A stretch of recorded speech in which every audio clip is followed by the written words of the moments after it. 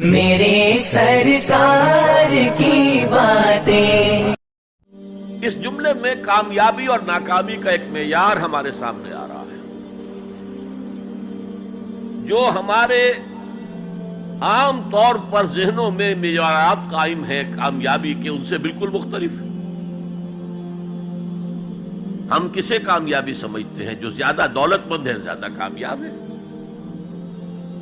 جس کی جائیداد زیادہ ہے زیادہ کامیاب ہے، جس کی تجارت بہت پھیلی ہوئی ہے زیادہ کامیاب ہے، جس کے پاس عہدہ بہت بڑا ہے زیادہ کامیاب ہے۔ یہی ہمارے کامیابی کی تصورات ہیں۔ ان تمام تصورات کی نفی ہے۔ کامیابی ان چیزوں سے متعلق ہے ہی نہیں۔ کامیابی تو ان چار چیزوں سے متعلق ہے: ایمان، عمل صالح، تواصی بالحق، تواصی بالصبر۔ یہ ہیں تو کامیابی ہے، یہ نہیں ہے تو کوئی کامیابی نہیں۔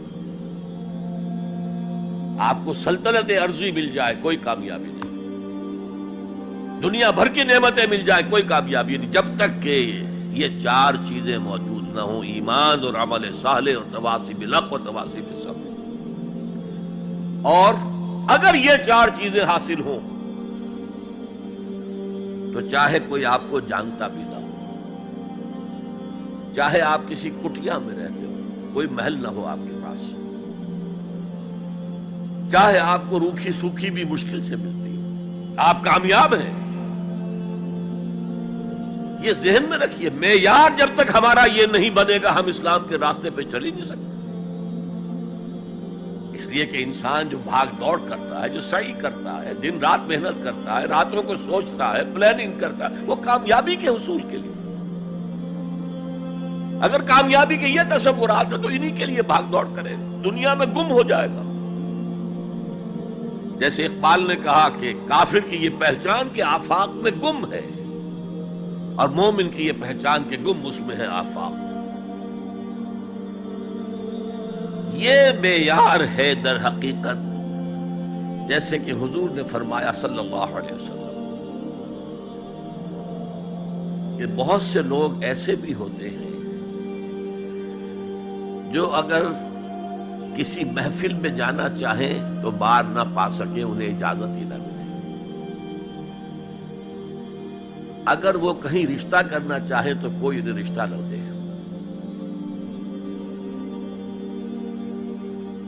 لیکن اللہ کی نگاہ میں ان کا وہ مقام ہوتا ہے کہ اگر وہ بھولے سے کسی بات پر قسم کھا لیں تب بھی اللہ ان کی قسم کی لاج رکھتا ہے۔ آپ سوچئے ابو ہریرہ کا کیا مقام تھا، ابو ذر کا کیا مقام تھا۔ حضور فرماتے ہیں صلی اللہ علیہ وسلم: من کان یسرہ ان ینظر الی زہد عیسیٰ فلینظر الی صاحب ابی ذر۔ جس شخص کو اس سے خوشی حاصل ہوتی ہو کہ حضرت عیسیٰ کا زہد اپنی آنکھوں سے دیکھے تو میرے اس ساتھی، میرے اس دوست ابو ذر کو دیکھ لے۔ یہ لوگ ہیں کامیاب ترین۔ حضرت علی کی جب شادی ہو رہی تھی حضرت فاطمہ سے رضی اللہ تعالی عنہما، ان کے پاس کوئی مکان نہیں تھا۔ ایک انصاری صحابی نے ایک حجرہ دیا ہے جس میں کہ وداع ہو کر حضرت فاطمہ گئی۔ کوئی گھر نہیں تھا، فقراء صحابہ میں سے تھے، مہر دینے کے لیے کچھ نہیں تھا۔ حضور نے پوچھا کچھ ہے علی تمہارے پاس مہر دینے کے لیے؟ اس کیا حضور کچھ نہیں میرے پاس۔ فرمایا تمہارے پاس وہ زرہ ہوتی تھی ایک؟ عرض کیا جی زرہ تو ہے، لیکن ظاہر بات ہے زرہ تو ہتھیار ہے، جنگ کے لیے ہے، جہاد فی سبیل اللہ کے لیے۔ آپ نے فرمایا جاؤ اسے بیچو یا گروی رکھو، کچھ لے کر آؤ، مہر تو دینا ہے۔ کیا اس مفلسی کی وجہ سے حضرت علی ناکام انسان تھے؟ لیکن واقعہ یہ ہے کہ کامیابی کے اور ناکامی کے اس معیار پر ہمارا دل ٹھکتا ہے۔ دل ٹھک جائے تو کیا کہنے، زندگی میں انقلاب آ جائے گا۔ میں جو بات کہہ رہا ہوں دل گواہی دے گا کہ صحیح ہے، لیکن برا نہ مانے تو میں عرض کروں گا، قرآن مجید میں ایک آیت آئی ہے کہ اے محمد جو کچھ آپ کہہ رہے ہیں صلی اللہ علیہ وسلم، کوئی بات لگتی تو ٹھیک ہے، ان نظن الا ظنا وما نحن بمستيقنين، گمان سا تو ہوتا ہے جو آپ کہہ رہے ہیں ٹھیک ہے، ہمیں یقین نہیں ہوتا،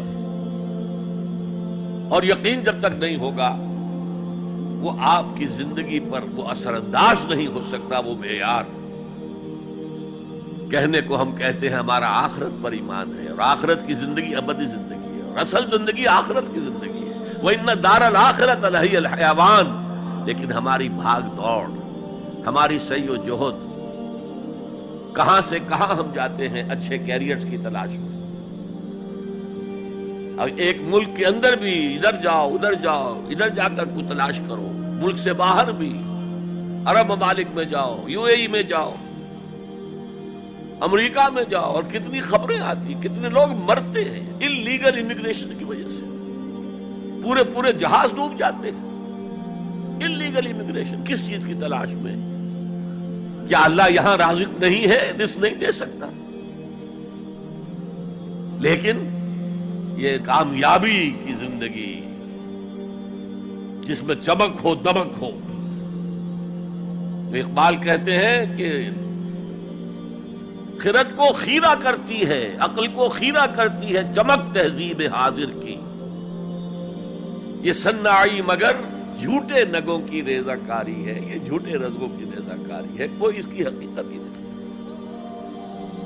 تو پہلی بات زمانے کی قسم ہے، تمام انسان خسارے میں ہے، یقیناً ہے، یقیناً ہے، سوائے ان کے جو چار شرطیں پوری کریں، الا الذین آمنوا وعملوا الصالحات وتواصوا بالحق وتواصوا بالصبر۔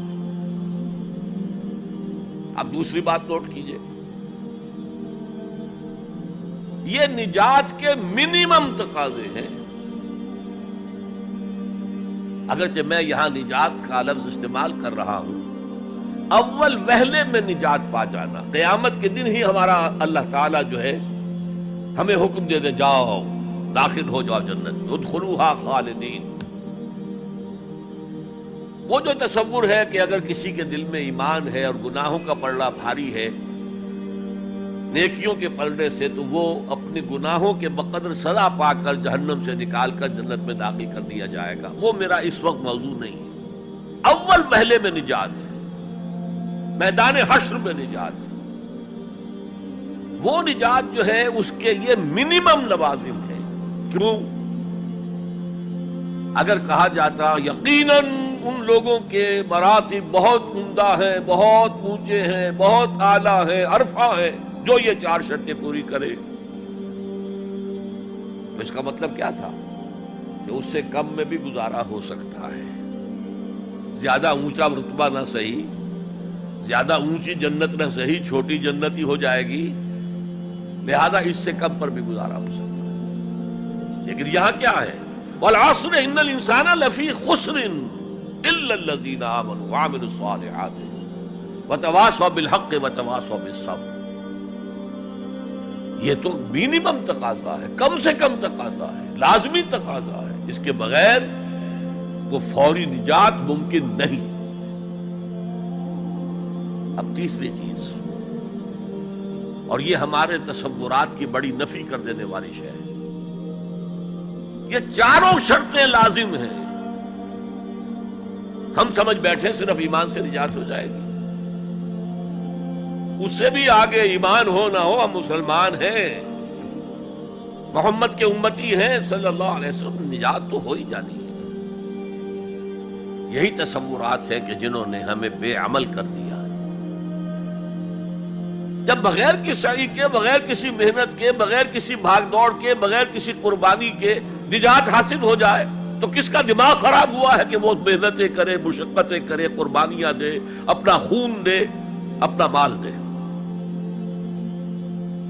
لہذا یہ چاروں چیزیں لازم ہیں۔ یہ اللہ کا کلام ہے، یہ شاعری نہیں ہے، شاعری میں مبالغہ بھی ہو جاتا ہے۔ اللہ کا کلام ایک ایک حرف، جو غالب کہتا ہے کہ گنجینہ معنی کا طلسم اس کو سمجھیو، جو لفظ کے غالب میرے اشعار میں آوے. میرے اشعار میں جو لفظ آتا ہے اس کو گنجینہ معنی کا طلسم سمجھنا، یوں نہیں کہ میں نے ایسے ہی عام طور پہ وہ لفظ استعمال کر دیا. اب فارسی میں کہتا ہے زیر ہر لفظ غالب چیدہ ہم میں خانہ ہے. میں نے غالب کے ایک ایک لفظ کے نیچے ایک میخانہ پایا، علم کا میخانہ، حکمت کا میخانہ، فلسفے کا میخانہ. تو یہ قرآن غالب نے تو تعلی کی ہے، لیکن یہ اللہ کا کلام ہے، یہاں ہر حرف لازم ہے.